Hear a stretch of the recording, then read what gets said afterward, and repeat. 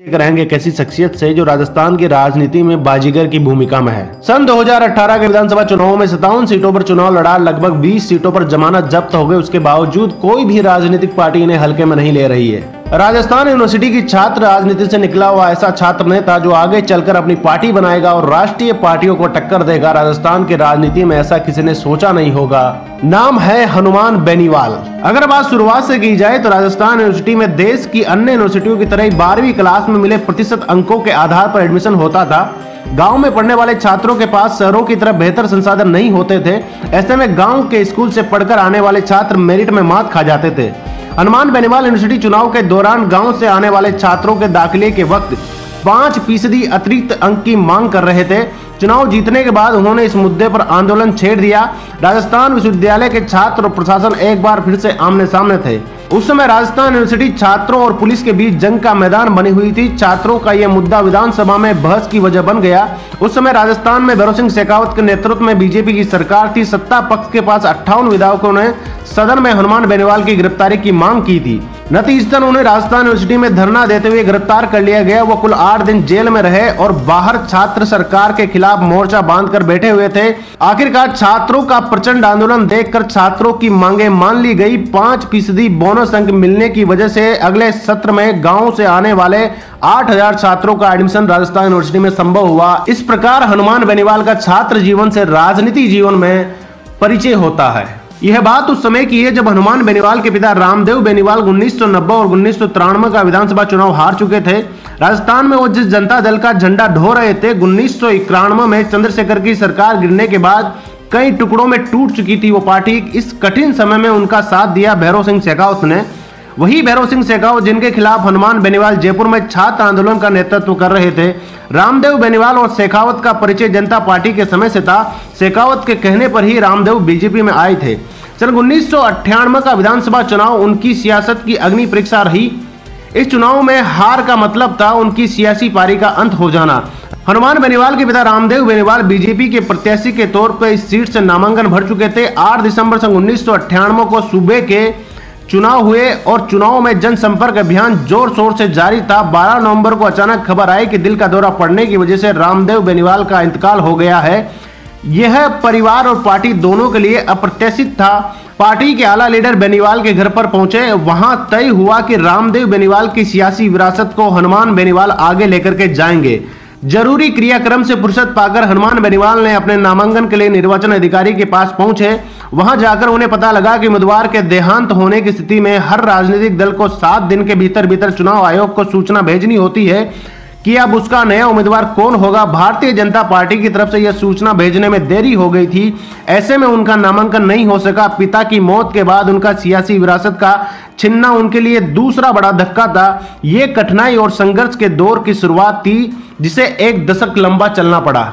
हनुमान बेनीवाल मूलतः नागौर के बरन गांव के रहने वाले हैं। सन 1959 से इस गांव की सरपंचाई उन्हीं के परिवार के पास है। बरन गांव में एक परंपरा है कि धुलंडी के दिन गांव के सभी लोग ठाकुर जी के मंदिर पर इकट्ठा होते हैं। अगर गांव में किसी का भी झगड़ा चल रहा है तो उसी दिन एक जाजम पर बैठाकर झगड़ा सुलझा लिया जाता था। 10 मार्च 2001 के रोज इसी रिवायत के चलते ठाकुर जी के मंदिर पर लोग इकट्ठा हुए थे।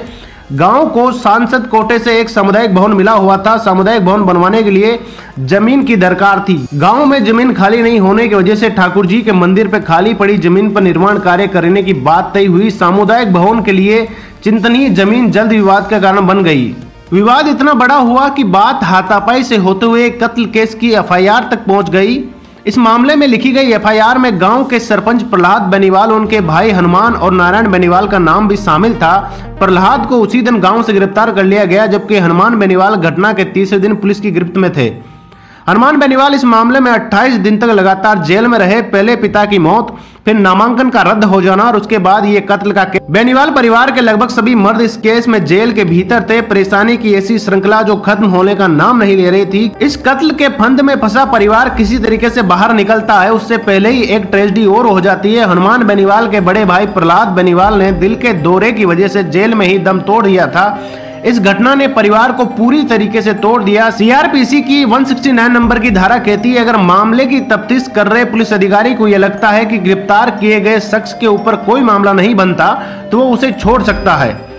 हनुमान बेनीवाल को सीआरपीसी की धारा 169 के आधार पर रिहा कर दिया गया। हनुमान बेनीवाल का दावा था कि वो घटना के समय मौके पर मौजूद नहीं थे और पुलिस ने अपनी तफ्तीश में इस दावे को दुरुस्त पाया गया था।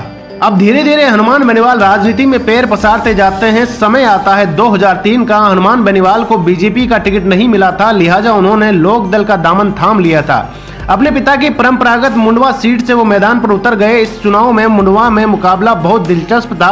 बीजेपी ने इस सीट से उषा पूनिया को मैदान में उतारा था। उषा पूनिया पूर्व विधायक गौरी पूनिया की बहू थी और इसी सीट पर कांग्रेस की टिकट पर लड़ रहे थे हबीबुर रहमान, वही हबीबुर रहमान जिन्होंने 1990 और 93 के चुनाव में हनुमान बेनीवाल के पिता रामदेव बेनीवाल को चित किया था। इस त्रिकोणीय संघर्ष में हनुमान बेनीवाल ये मुकाबला 3303 वोटों से हार जाते हैं। 2003 के बाद चुनाव आता है 2008 का। 2008 के परिसीमन के बाद मुंडवा सीट खत्म कर दी गई थी। क्यूसर नाम से एक नई सीट अस्तित्व में आई थी। हनुमान बेनीवाल को 2008 के विधानसभा चुनाव में क्यूसर से बीजेपी से टिकट मिला था। कांग्रेस ने उनके सामने डॉक्टर सहदेव चौधरी को टिकट दी थी और बीएसपी की टिकट से लड़ रहे दुर्ग सिंह चौहान ने मुकाबले को त्रिकोणीय बना दिया था। इस मुकाबले में सफलता बेनीवाल की झोली में गिरी। इस चुनाव में हनुमान बेनीवाल के खाते में 58,000 के लगभग वोट आए और उनके निकटतम प्रतिद्वंदी दुर्ग सिंह चौहान के 34,000 वोट हासिल हुए। कांग्रेस के सहदेव चौधरी महज 17,000 वोटों पर ही सिमट गए थे। लंबे वर्ष के संघर्ष के बाद आखिरकार हनुमान बेनीवाल विधायक बन चुके थे और अपने पिताजी की विरासत को आगे बढ़ाने लगे थे। इसके बाद एक और चुनाव आता है जहां पे हनुमान बेनीवाल की जीत होती है और इसके बाद आता है राजस्थान विधानसभा चुनाव 2018, जहां पर हनुमान बेनीवाल किसी पार्टी से नहीं बल्कि अपनी ही पार्टी के दम पर चुनाव मैदान पर उतरे। सभी राजनीतिक पार्टियों को ये बता दिया कि इतने संघर्ष के बाद निकला हुआ छात्र नेता किस तरीके से अपनी पार्टी बनाकर बड़ी राष्ट्रीय पार्टियों से लोहा ले रहा है। अगर बात में अभी तक एक भी जाट मुख्यमंत्री का सपना पूरा नहीं हो पाया। हालांकि यहां अधिकतर जाट समुदाय ही बसता है। जातिवाद की राजनीति के बजाय संपूर्ण राजस्थान के अगड़े पिछड़े व किसानों की आवाज बनकर सामने आ रहे हनुमान बेनीवाल को राज्य में तीसरा मोर्चा बनाने का जबरदस्त समर्थन मिल रहा है। हनुमान बेनीवाल के पुराने साथी रहे किरोड़ी लाल मीणा द्वारा अचानक भाजपा का दामन थामने के बाद अब क्यूसर विधायक अकेले हैं।